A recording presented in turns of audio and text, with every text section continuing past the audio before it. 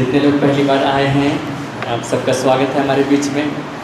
हम लोग पिछले लगभग 1.5 साल से ये अध्ययन का सिलसिला चला रहे हैं और हम लोग कई बातों को सीख के चले आ रहे हैं। अब पिछले सप्ताह जब हम लोग आए थे, हम लोगों ने सीखा था अधिकार के विषय। जब हमने इस बात को सुना था कि परमेश्वर ने हम मनुष्यों को अधिकार दिए हैं और उस अधिकार का कुछ उद्देश्य है। आज हम लोग दूसरे टॉपिक पर जाएंगे, लेकिन उस अधिकार के विषय में थोड़ा सा कुछ जिक्र कर देना चाहता हूँ। मैं सारी बातों को नहीं बता पाया, मैं दो सेशन इसके लिए मैंने लिया है और बाकी बातों को प्रभु आपको खुद ही बताएंगे। लेकिन जो महत्वपूर्ण बातें हैं उन बातों को मैं बोल देना चाहता हूँ। आप मेरे साथ निकालिए पहला यूहन्ना की पुस्तक, उसका 5वां अध्याय और इसका 19वां पद। पहला यूहन्ना की पुस्तक, इसका 5वां अध्याय और इसका पद 19। यहाँ पे जो यूहन्ना प्रेरित हैं उन्होंने एक चिट्ठी भेजी और जब ये चिट्ठी भेजी गई उस समय लगभग 95 ईस्वी का समय था।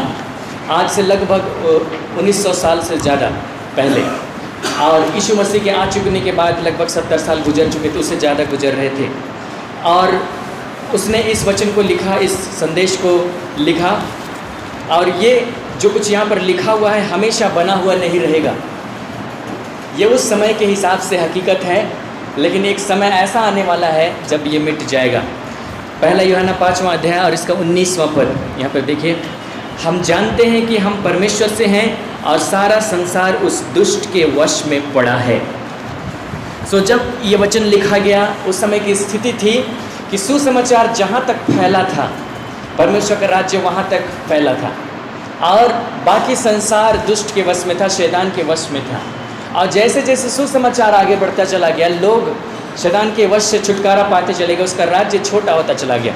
और यही दौर चलता चला जाएगा, परमेश्वर का राज्य बढ़ता चला जाएगा, पूरी पृथ्वी पर स्थापित हो जाएगा और शैतान का राज्य समाप्त हो जाएगा। शैतान ने भी यीशु मसीह को चैलेंज करके कहा था, उसने उसको पहाड़ पर खड़ा किया और कहा कि ये देखो, जो कुछ तुम देख रहे हो, यहाँ का राज्य, यहाँ का वैभव, यदि तुम मेरे सामने गिरकर दंडवत करो तो मैं उसे तुम्हें दे दूँगा। शैतान यीशु को झूठ नहीं बोल सकता था। अगर उसके पास वो राज्य और वो वैभव जो संसार का था नहीं होता, तो वो नहीं बोल सकता था कि मैं तुम्हें दे दूँगा, मेरे पास है। लेकिन उसने बताया कि उसके पास है, और उसको ये भी मालूम था कि यीशु मसीह उसी वैभव को या उसी राज्य को या उन्हीं लोगों को शैतान के हाथ से छीनने के लिए आया। और क्योंकि जब यीशु मसीह आए तो उन्होंने प्रचार किया कि परमेश्वर का राज्य निकट आ गया है। और जैसे जैसे वे आगे बढ़ते चले गए, उन्होंने परमेश्वर के राज्य को स्थापित करते जाना शुरू किया। उसके चेलों ने भी स्थापित करते जाना शुरू किया और शैतान के राज्य के विरुद्ध में उसने युद्ध छेड़ दिया। और दो राज्य, अगर आप इतिहास पढ़े हैं तो आप इस बात को जानते होंगे कि जब 2 राज्य होते हैं या 2 राजा होते हैं तो दोनों का अपना अपना सीमा होता है। कोई भी ऐसा क्षेत्र नहीं होता है जहाँ पर दोनों राजा मिलकर शासन कर रहे हैं। या तो ये राजा करेगा या तो वो राजा करेगा। शैतान और यीशु मसीह में तो ऐसे भी कोई साझा नहीं। दोनों ही अलग अलग शासन करेंगे। अगर यीशु मसीह वहाँ से छीनेगा तो शैतान का उसमें कोई हक नहीं, और अगर शैतान का हक है तो यीशु मसीह वहाँ पे नहीं। यीशु मसीह परमेश्वर के राज्य को इस पृथ्वी पर स्थापित करने के लिए आए और वो स्थापित करते चले गए लोगों के हृदयों में, लोगों को शैतान के चंगुल से, उसके राज्य से छुड़ाते चले गए। उन्होंने इस प्रकार से कहा, मरकुस का 3वां अध्याय और उसका 27वां पद निकालिए। यीशु मसीह पर एक आरोप लगाया गया था और उसे कहा गया था कि ये दुष्ट आत्माओं के सरदार की सहायता से दुष्ट आत्माओं को निकालता है। यीशु मसीह ने इस बात को कहा कि कोई राज्य जिसमें फूट हो वह स्थिर नहीं रह सकता, और शैतान का भी एक राज्य है। शैतान अगर शैतान को निकाले तो वो बना नहीं रह सकता उसका राज्य, और इसीलिए शैतान को नहीं निकालता। लेकिन मैं किस तरीके से निकाल रहा हूँ, 27वां पद मरकुस 3 का 27 लिखता है, परंतु कोई मनुष्य किसी बलवंत के घर में घुसकर उसका माल नहीं लूट सकता जब तक कि वह पहले उस बलवंत को बांध न ले, और तब उसके घर को लूट लेगा।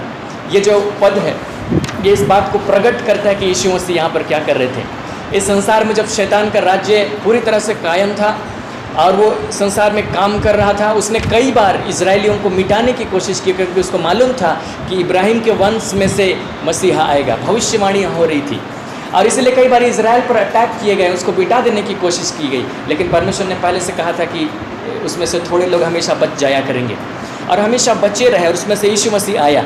शैतान उसने मिटा नहीं पाया परमेश्वर की योजना को। और शैतान जो यहाँ पर शासन कर रहा है कोई कमज़ोर व्यक्ति नहीं है, किसी तरीके से उसका बल है, उसको बहुत सारी युक्तियाँ मालूम है, अगर कुछ ज़्यादा नहीं तो कम से कम उस पर हज़ारों सालों का एक्सपीरियंस है ना, हज़ारों सालों का अनुभव है कि लोग किस प्रकार का विचार करते हैं, कैसा चाल चलन, उसकी कमजोरी क्या होती है, कहाँ कहाँ फंसाया जा सकता है, इन बातों को अच्छे तरीके से समझता है और उन्हीं एक दो तीरों को लगाते चला जाता है, मनुष्य वहीं पर फंसता चला जाता है। तो वो किस आधार पर जीतता है? अपने अनुभव के आधार पर, क्योंकि वो मनुष्य को परखता है, उसको सबसे जानता है कि उसकी कमजोरी क्या है और वहीं पर अटैक करता है। वो बलवंत है, यीशु मसीह ने कहा, और उसके राज्य में से लोगों को हम छुड़ा करके नहीं ला सकते, उसके घर में से लोगों को माल हम लूट नहीं सकते जब तक कि पहले उस बलवंत को बांध ना लें। आप कल्पना कीजिए, एक बॉक्सर है, उसका घर में आप चोरी करने के लिए आप गए, आपको एक मिशन दिया गया कि जाके चोरी करके आओ या उसका माल लूट करके आओ। आप उसके घर में जाएंगे, आप कुछ भी उठा करके नहीं ला सकते क्योंकि आपको पीटेगा। उसके लिए पहले आपको ज़्यादा शक्तिशाली होना पड़ेगा कि पहले आप उसका हाथ पाँव बांध के उसको कोने में डाल दें, उसके बाद उनकी आंखों के देखते आप उसका माल लूट के ले जाएं। यीशु मसीह ने सेम चीज़ को किया। शैतान इस संसार में था, बलवंत था, उसने जहाँ कहीं भी उसने प्रचार किया, जहाँ कहीं भी उसने कुछ किया, उसने पहले बलवंत को बांधा और उसने उसके घर में से ही लोगों को लूट लिया, उसका माल लूट लिया। और इसी सेम चीज़ को करने के लिए उसने हमें भी अधिकार दिया, हम मनुष्यों को भी अधिकार दिया। तो ये अधिकार हमारे इंजॉयमेंट के लिए नहीं है कि हाँ हमको बड़ा अधिकार दिया है, ये अधिकार इसलिए है कि हम परमेश्वर के राज्य को फैलाएं, क्योंकि हम युद्ध में हैं, हम परमेश्वर के राज्य में हैं। अगर कोई परमेश्वर के राज्य में, इसका मतलब युद्ध में है, क्योंकि शैतान के जो राज्य वाले हैं वे लोग हमेशा अटैक करने के लिए तैयार हैं और उसकी युक्तियाँ बहुत प्रकार से प्रकट भी की गई हैं बाइबल में। हम लोग युद्ध में हैं। यदि हमारे पास ज़्यादा अधिकार दिया गया, हमारे पास परमेश्वर की सामर्थ दी गई, हम उसकी सहायता से शैतान को बांध सकते हैं। और जिस एरिया में लोग बंधे हुए हैं, पहले हम उसके प्रधान को बांध सकते हैं, वहाँ के अधिकारी को बांध सकते हैं, वहाँ के दुष्टता की आत्मिक सेनाओं को बांध सकते हैं और वहाँ से हम लोगों को लूट सकते हैं। मतलब लोगों को जो शैतान के वश में, उसके राज्य में, अंधकार में है, वहाँ से लूट सकते हैं। कई बार मैं इस बात को सोचता हूँ कि हमारे भारत में इतनी उन्नति क्यों नहीं हुई सुसमाचार की। 2000 साल, लगभग 2000 साल हुए यहाँ सुसमाचार आए हुए। यीशु मसीह का चेला थोमा यहाँ पे आया था। अब ये मत कहिए कि थोमा ही आया था इसलिए हुआ, बेचारा वो एक गलती का और बदनाम हो गया एक अविश्वास की बात या दो और वो बदनाम हो गया। लेकिन इतिहास बताता है, लोग बताते हैं कि जब उसने इस भारत में कदम रखा, उसने आश्चर्य कर्मों को किया, यीशु मसीह के लिए मारा गया। इतना भी बुरा नहीं था, लेकिन फिर भी क्यों यहाँ पर मसीहत नहीं फैल सकी। कई जगहों में देखा गया कि सुसमाचार लेट से पहुँचा और वहाँ पे ज़्यादातर लोग मसीही हैं, ज़्यादातर लोगों ने प्रभु को ग्रहण कर लिया। हमारे भारत में ही ऐसा क्यों हो? हमारे भारत के साथ ही क्या प्रॉब्लम है? मैं इस बात को सोचता हूँ और मुझे एक बात समझ में आती है और वो ये है कि हमारे भारत के साथ कुछ बातें जुड़ी हुई हैं। हम लोग आने वाले दिनों में जब सेवकाई के विषय अध्ययन करेंगे, हम इन बातों को प्रकट करेंगे। पर एक बात है, जो यहाँ की फिलॉसफी है, यहाँ का जो दर्शन है, उसको तोड़ने के लिए किसी ने काम नहीं किया सही ढंग से।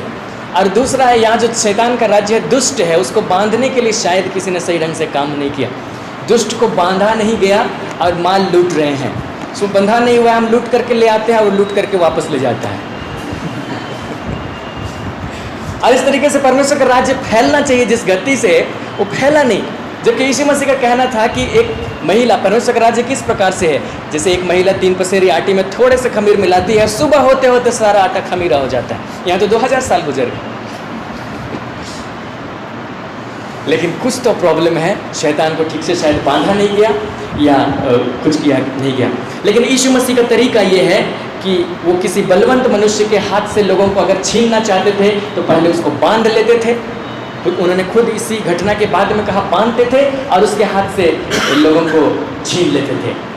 हम लोग जब अधिकार को सीख रहे थे पिछले हफ्तों, आप लोग कुछ लोग नहीं आए थे, आप लोग पिछले हफ्तों का रिकॉर्डिंग आप लोग ले सकते। पिछले 2 हफ्ते हम लोगों ने अधिकार के विषय में सीखा और हमने ये देखा कि परमेश्वर ने हमें अधिकार दिए हैं और वो अधिकार शैतान के ऊपर है। उस अधिकार का इस्तेमाल करके हम शैतान के हाथ से लोगों को छीन सकते हैं और हम इस संसार में राज्य भी कर सकते हैं। दूसरी बात, मैं इस बात को कहना चाहता हूँ, कई बार शैतान इस स्ट्रेटेजी या इस रणनीति को प्रकट करता है या उसको काम में लाता है और वो ये है कि वह हमारी पहचान पर सवाल खड़ा करता है। आप कुछ कीजिए, आपकी पहचान पर सवाल खड़ा करेगा कि आप कौन हैं, तुम कौन हो, कई बार इस प्रकार के सवाल आए हैं। एक बार की बात है, चाईबासा में एक घटना घटी, बहुत पहले की घटना है, और वहाँ पर एक व्यक्ति के अंदर में दुष्ट आत्मा था और लोग दुष्ट आत्मा निकालने के लिए गए। अब जाहिर है, मैं सोचता हूँ कि कोई भी दुष्ट आत्मा निकालने के लिए गया होगा तो पहले घर में प्रार्थना करके ही गया होगा। और जब वे लोग गए दुष्ट आत्मा निकालने के लिए, एक व्यक्ति गया, सो दुष्ट आत्मा बहुत चतुर था। उसकी चतुराई क्या थी? तुम तो ऐसा ऐसा पाप किया है। वो लोग का भी नेटवर्क होता है ना, पूछ लिया दुष्ट आत्मा से कि क्या किया है, तुम तो ऐसा किया है। पहली बार वो डाउन हो गया और चला गया। दूसरा व्यक्ति आया, तुम भी ऐसा किया है। सबको ऐसे करके लौटा दिया। जितना दुष्टात्मा निकालने हैं सोचने लगे कि अरे बाप रे, सही में तो हम ऐसा किया, हम कैसे निकाल सकते हैं? नहीं निकाल सकते हैं। तो शैतान भी जान गया, चलो चलो ऐसे। तो शैतान को वे अपनी पहचान नहीं बता पाए। हम ऐसा किए थे, एक समय था, लेकिन मैं यीशु मसीह के लहू के कारण शुद्ध हो चुका हूँ, मैं धर्मी ठहराया गया हूँ, मेरा अधिकार तुम्हारे ऊपर, चुप रहो और निकल जाओ। हमारी पहचान पर सवाल खड़ा करता है। यीशु मसीह की पहचान पे भी सवाल खड़ा किया गया। यीशु मसीह ने बड़ी मेहनत की थी। पवित्र शास्त्र को उन्होंने बचपन ही से पढ़ा था। उन्होंने सब्त के दिन आराधनालय में सुना था, उपदेशकों के साथ वो चर्चा कर रहे थे 12 साल की उम्र में, और पिता ने स्वर्ग से कहा कि तू मेरा प्रिय पुत्र है जिससे मैं अत्यंत प्रसन्न हूँ। और इसके बाद उसकी परीक्षा जब हुई, शैतान कहने लगा यदि तू परमेश्वर का पुत्र है तो ऐसा कर दे। उसने उसकी पहचान पर सवाल खड़ा किया। जो पहचान उसे बताई गई, जिस पहचान के प्रति वो कन्विंस था कि मैं यही हूँ, शैतान ने उसी पहचान पर सवाल खड़ा किया कि तू वास्तव में है कि नहीं। सो पहला तीर जब शैतान ने मारा तो उसकी पहचान पे मारा, और यही काम आज भी करता है। और लोग वहीं पर ठिका जाते हैं। लोग सोचते हैं कि नहीं, मैं तो नहीं हूँ, नहीं सकूँगा। लेकिन आप इस बात को जानिए कि यीशु मसीह पर विश्वास करने वाले लोग धर्मी ठहराए गए हैं। उनको यीशु मसीह के कारण अधिकार दिया गया है और वे शैतान को आज्ञा दे सकते हैं। शैतान आपसे कुछ सवाल जवाब करे तो उसको चुप कर दीजिए, ज़्यादा उससे बातचीत मत कीजिएगा। बहुत चतुर है, धोखा दे देगा। आप मत सोचिए कि शैतान जो बोल रहा है सच बोल रहा है। झूठ का पिता है, और जो उसके दुष्टात्मा की सेनाएं हैं वो लोग और झूठ के चेले हैं, वो झूठ ही बोलेंगे एक दो सवाल सच को छोड़ के। सो कभी भी उनकी बातों में नहीं आइए, अपने अधिकार का इस्तेमाल कीजिए, परमेश्वर के राज्य को फैलाइए।